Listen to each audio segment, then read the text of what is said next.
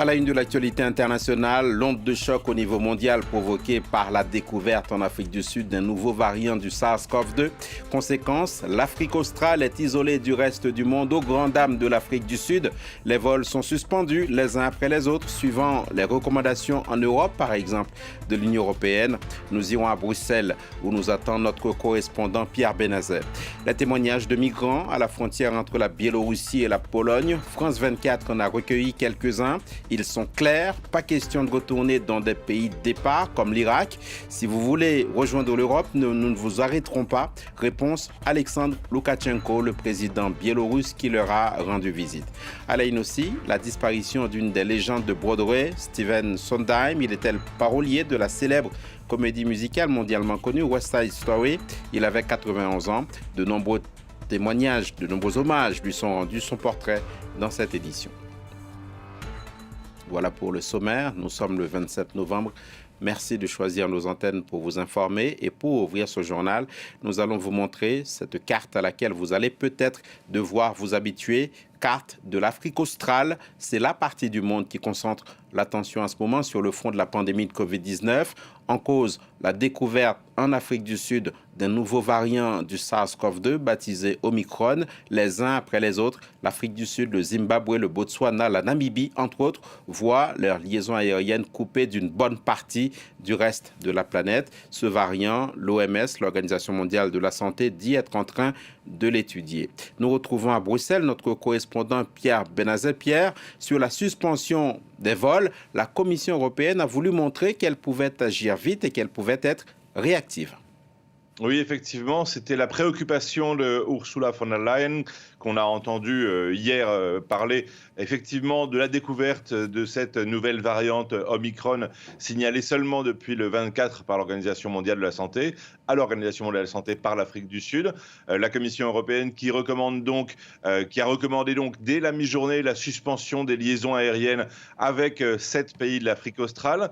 Alors évidemment, c'est difficile à voir sur la carte, mais les États-Unis ont aussi ont décidé la suspension des vols avec le Malawi, qui n'est pas dans la liste européenne. Donc le Malawi reste connecté en quelque sorte avec des liaisons aériennes avec l'Europe. En revanche, 7 pays effectivement sont concernés. Il y a bien évidemment les Swatini, Lesotho et Afrique du Sud, bien sûr, mais aussi d'ouest en est, la Namibie, le Botswana, le Zimbabwe et le Mozambique, qui n'ont plus de liaison aérienne avec l'Union européenne, parce qu'après la recommandation d'Ursula von der Leyen, les 27 États membres de l'Union européenne ont ouvert une réunion de leurs ambassadeurs qui les représentent à Bruxelles, qui ont décidé sur le principe d'activer ce qu'on appelle le freinage d'urgence.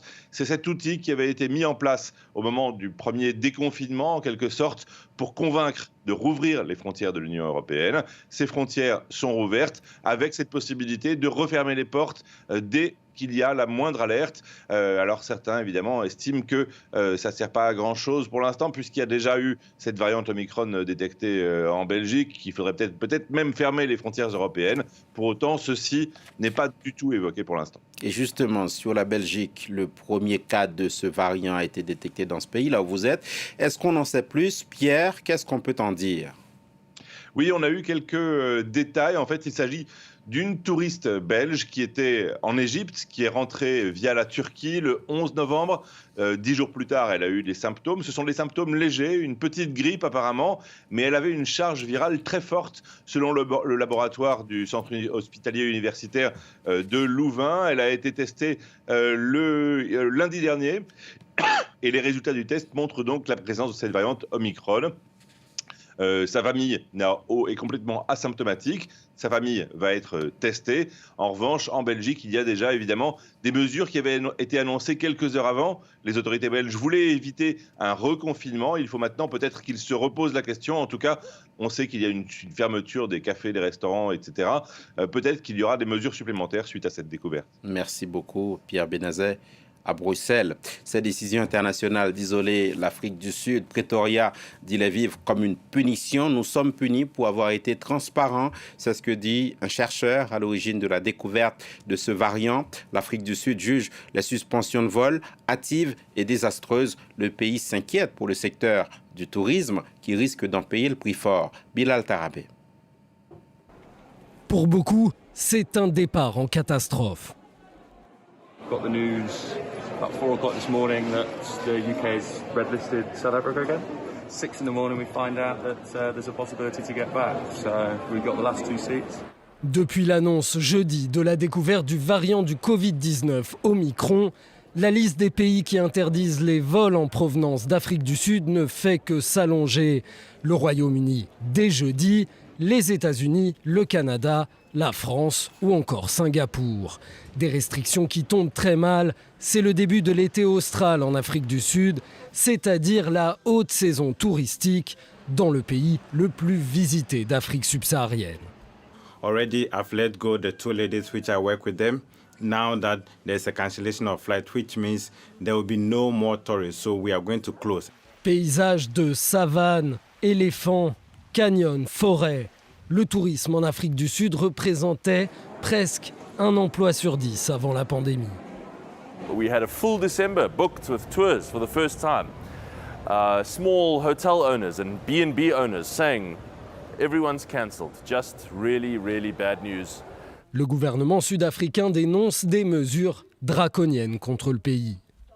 Many of the countries which have come with this kind of draconian reaction are themselves battling with a fourth wave. Le nouveau variant Omicron découvert en Afrique du Sud possède des mutations multiples qui le rendraient très contagieux, voire plus résistant au vaccin. L'Organisation mondiale de la santé a pourtant déconseillé les interdictions de voyage dans le pays pour privilégier, dixit, une approche scientifique. Et la découverte de ce nouveau variant a provoqué une onde de choc sur les marchés financiers. Les cours du pétrole des bourses ont fortement chuté. En Europe, moins 4,15% pour le DAX à Francfort, moins 4,75% pour le CAC 40 à Paris, soit sa pire séance depuis mars 2020. Le FTSE à Londres a reculé de 3,64%. New York aussi a chuté 2,53%. La crise sanitaire encore, un mot de la situation en Guadeloupe, en proie à une crise sociale depuis plus d'une semaine maintenant. Le gouvernement français annonce qu'il repousse au 31 décembre la mise en œuvre de l'obligation vaccinale pour les personnels soignants et des pompiers. La décision vaut aussi pour la Martinique. Notez aussi que, selon le ministre des Outre-mer, Sébastien Lecornu, le gouvernement est prêt à parler de l'autonomie de la Guadeloupe. C'est ce qu'il ressortirait des échanges avec des élus. Ces images maintenant qui nous sont parvenues de la frontière entre la Biélorussie et la Pologne. Images de la visite dans un centre accueillant des migrants du président biélorusse Alexandre Loukachenko. Si certains d'entre vous veulent aller en Occident, c'est votre droit. Nous n'essaierons pas de vous arrêter, a-t-il dit. Il a ajouté néanmoins qu'il ne souhaite pas ouvrir un couloir vers l'Allemagne où de nombreux migrants veulent se rendre. Sur place, côté biélorusse justement, les candidats au départ vers l'Europe maintiennent intact leur rêve de voyage. Notre envoyé spécial Gulliver Craig a recueilli quelques témoignages au portage. Derrière moi, il y a une distribution de bottes en caoutchouc et de couvertures, j'ai l'impression, qui est en cours. Les migrants se précipitent vers ces arrivées de donations. Ils sortent aussi pour manger. Il y a des distributions gratuites de repas ou bien des magasins ambulants qui sont ouverts ici dans cette cour. En tout cas, toutes les personnes avec qui nous on a pu parler aujourd'hui nous ont dit qu'ils n'ont pas l'intention de profiter des vols gratuits en direction de l'Irak. Je suis citoyen irakien, j'ai juré que je ne rentrerai jamais en Irak, parce qu'en Irak, il n'y a pas de sécurité, ni au sens littéral, ni au sens économique. Jamais, jamais je ne rentrerai dans mon pays, jamais. Parce que dans mon pays, je n'ai pas de vie, je n'ai rien. Pourquoi rentrer dans mon pays? C'est pour ça que je suis en Biélorussie. Je veux aller en Europe pour la vie. Cet homme tient à nous montrer une cicatrice. Une punition infligée en Irak, dit-il, pour son activisme d'étudiant. On ne retournera pas en Irak.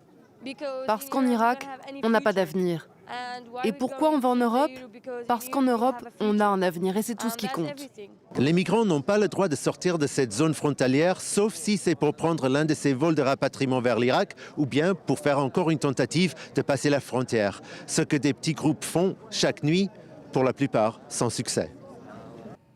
Cette journée de samedi est placée sous le signe de fortes tensions au Burkina Faso. Un appel a été lancé pour aujourd'hui, appel à manifester contre la présence de la France au Sahel, contre aussi la politique sécuritaire du gouvernement burkinabé. C'est pour tenter de contenir la mobilisation que le réseau Internet mobile a été coupé, une décision qui a provoqué la colère de mouvements de la société civile comme le Balai citoyen. Cette décision de couper l'Internet mobile avait été prise en lien avec des manifestations contre un convoi de l'armée française qui devait rallier Gao au Mali en transitant par le Burkina. Il avait été bloqué dans le centre-nord du pays. Il a pu, ce convoi, reprendre sa route et est arrivé au Niger, selon le chef d'état-major des armées françaises qui s'est exprimé via son porte-parole. Son nom était étroitement associé à la comédie musicale mondialement connue West Side Story. Il en était le parolier. Le compositeur américain Stephen Sondheim est décédé hier à New York. Il avait 91 ans. Il était devenu au fil du temps l'une des légendes de Broadway. Son parcours avec Bilal Tarabé. C'était la semaine dernière. Stephen,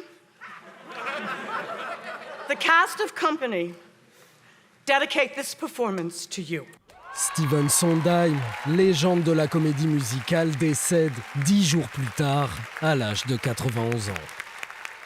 I'd like to propose a toast. Stephen Sondheim, c'est la musique d'une époque et d'un pays, les États-Unis. Auteur-compositeur de comédies musicales qui sont devenues des classiques, Sweeney Todd, Le Barbier meurtrier ou encore Company, une pièce chorale qui parle des relations sentimentales dans la bourgeoisie new-yorkaise qu'il connaît très bien. Stephen Sondheim est né le 22 mars 1930 à New York. Ses parents travaillent dans la mode, mais lui préfère le théâtre musical. Ses compositions lui valent 8 Grammy Awards et ses textes un prix Pulitzer. En 2015, Barack Obama lui remet la médaille présidentielle de la liberté, la plus haute distinction attribuée à un civil américain, et déclare, pour le dire simplement, Stephen Sondheim a réinventé la comédie musicale américaine. Depuis son décès, les hommages se multiplient.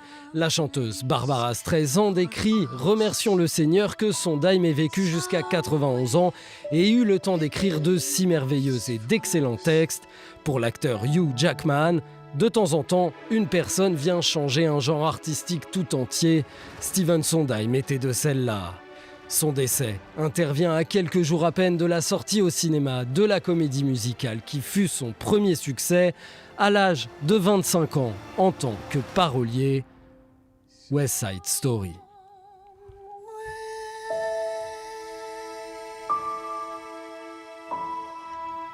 Et on referme cette édition avec ces images de Strasbourg. Nous sommes en France, à un peu moins d'un mois du 25 décembre. Le célèbre marché de Noël a ouvert ses portes. L'édition de 2020 avait été annulée en raison de la pandémie. Les visiteurs ne cachent pas leur joie de retrouver l'événement malgré une reprise de l'épidémie de Covid-19. Fin de cette édition. Merci de votre fidélité à nos chaînes partout dans le monde. L'information internationale continue sur France 24.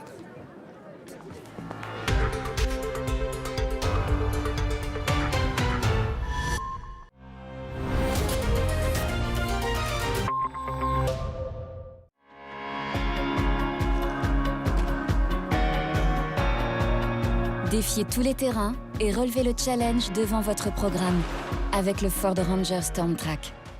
Profitez de votre programme avec les machines à café à grains Melita. Pour le plaisir d'un café fraîchement moulu, Melita, le secret d'un grand café.